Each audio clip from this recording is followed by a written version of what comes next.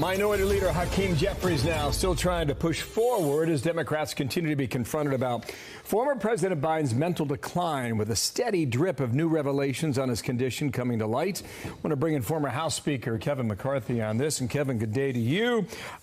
You noted it. I remember hearing it from you back in the day. Chris Murphy, Democratic senator, says no doubt. He says there's no doubt about it. The debate is whether it was enough that it compromised his ability to act as chief executive. Now, there's a bunch of books out there right now.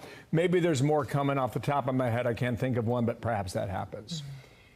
At which point do Democrats finally shake this? Because it's just a cloud that's moving over them every day. They're trying to ignore it. They're trying to say, oh, we're just looking forward. But I think the leaders that covered this up should have to resign. So that means Schumer and Hakeem should actually resign, because they saw the same thing I did. And when I came forward with what was going on, they all attacked me. They tried to even do the cover-up. Instead of just not saying anything, they attacked those who tried to tell the truth. And they allowed the country to be in this position. That's not a place for a leader to be. When you can see what was going on in the White House, and Dana, you know this better than anything, that White House is a place that is humming. Under Biden, nothing. It is so quiet. And then when you had meetings with him, you had a different meeting every time. But there's times his mind was not there. That he led me into the swimming pool one time. Another time he was dazed that he saw his wife Jill. And why did Jill have to be in so many meetings? Unlike others, you were honest about what was happening. You told people what you saw. No, so yesterday, we don't have this sound, but Jake Sullivan, who's the National Security Advisor, he's being interviewed yesterday, asked if he ever noticed anything. And it's reported in the book that a couple of times the president looked at him and called Jake Sullivan Steve. And he said, nope, never saw anything. I mean, but you imagine that the Democrats were calling for the 25th Amendment against President Trump in his first term. And none of these people thought this was a concern, that the President of the United States and his National Security Advisor didn't have clear lines of communication?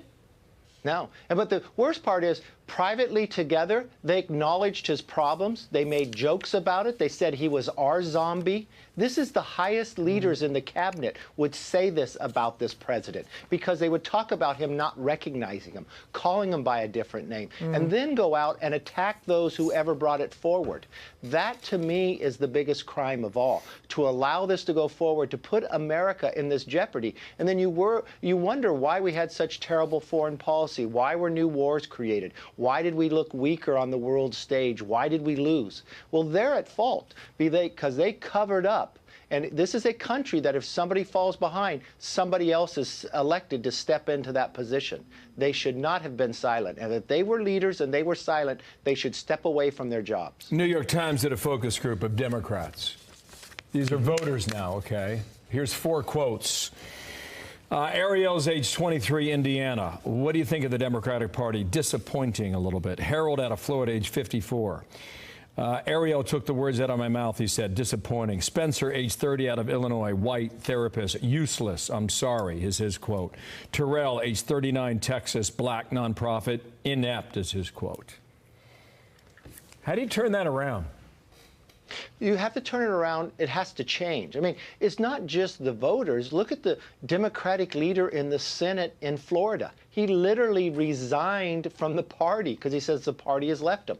If the party has gone so far one way, because remember what the party has done.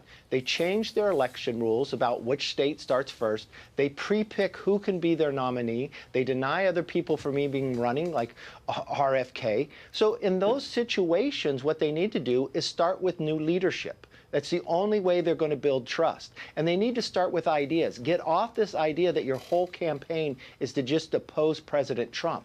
Go out and talk about policies. And for the first time, I saw a few Democrats literally crediting President Trump with his foreign policy trip he just went on. Finally, they're only waking that up because their own voters are telling them, you're being dumb and we're voting for somebody else. Sorry to jump in, but I do want to get you on record with this topic. Let's just play from Speaker Johnson. He's trying to get a big, beautiful bill done. You know how this goes. Let's play his sound here. Meeting you were having with folks inside there. Go forward progress. We're going to look at some numbers tonight, keep this thing moving forward. So there's no guarantee that you're having a budget committee meeting tomorrow? We're having a budget committee meeting tomorrow. That's the plan.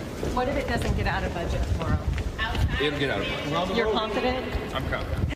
Any words of advice, or either for him or for us, on how we cover this? Because I've decided not to look at it for a couple days, but it seems like President Trump is now being called upon to weigh in and bring these people together. Well, nothing ever passes unless President Trump's behind it. But first and foremost, this bill is going to pass. Because think about it. It's not like it's a brand new bill. All this is doing is codifying the tax code that we have. So if you vote against this bill, you're raising taxes. If we're concerned that Chip Roy is complaining about a bill, wait till Monday, he'll complain about the next bill. This bill is going to pass the budget. This bill is going to pass the floor next week. There's no other place. Now, if the Speaker asks for my advice, structure dictates behavior. What you should have done is work these problems out in the room with the people you're talking to now a month ago. And that way, once it passed the floor, once it passed the committee, it'll pass the floor. It's just, you need to work these problems out. But this bill has to pass. No Republican can sustain themselves by voting against it. All you're doing is raising taxes, and it's the president's promise, no tax on tips and others. Jason Smith has done a tremendous job in Ways and Means. They passed the bill. If it's Ralph Norman and Chip Roy complaining, they'll complain about the next bill, but they'll fall in line. And if you see the SALT, you'll get to that, but you should have negotiated that already. Okay. All right, we'll see. Yeah. Good to have you. A lot of plates spinning in that bill still. We'll see how it works out. Kevin, thank you for your time today. I'm Steve Doocy. I'm Brian Kilmeade. And I'm Ainsley Earhart. And click here to subscribe to the Fox News YouTube page to catch our hottest interviews and most compelling analysis.